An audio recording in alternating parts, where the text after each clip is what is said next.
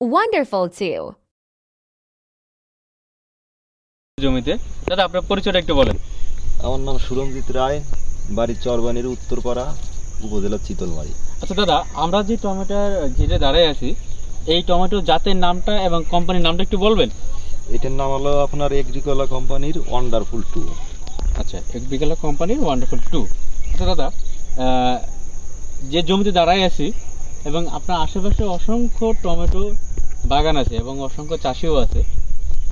এবার ওদের কথা চিন্তা করলে এখন পর্যন্ত এই গাছের অবস্থানটা একটু আমাদেরকে যদি বলতেন।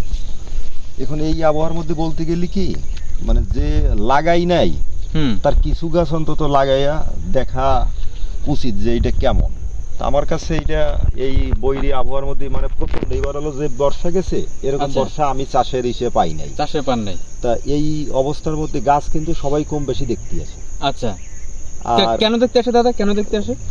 মানে গাছ সতেজ, অন্য অন্য যাদের মানে আশপাশ খেতে তো আপনারাই দেখতেছেন। আচ্ছা, গাছের ফল, তাছাড়া হলো আপনার গাছের এই যে মানে এই আবহাওয়ার সাথে টিকে থাকার যে ক্ষমতা এইটাই বেশি।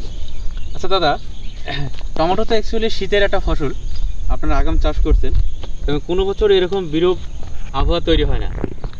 তো সেই দিক থেকে চিন্তা করলে এই জাতটা আপনার কেমন হয়, যে এই যে বৈরী আবহাওয়া কেমন সহনশীল? কার কথা কি বলবো, আমি এরপর থেকে যে আপনারা দেখালাম না, আমি এরপরে সব মানে সামনের বছর সবটুকু এই এগ্রিকোলা চাষ করব। এগুলো চাষ করবেন, কারণ অলরেডি আপনার এই বাগান থেকে কতবার হারভেস্ট করছেন? তা 10-15 বার হয়ে গেছে। 10-15 বার হয়ে গেছে। আচ্ছা, আপনার এই বাগান দেখতে অন্য কৃষক আসে? আসে, আশপাশের ওই যে যারা এরা থাকে আসে।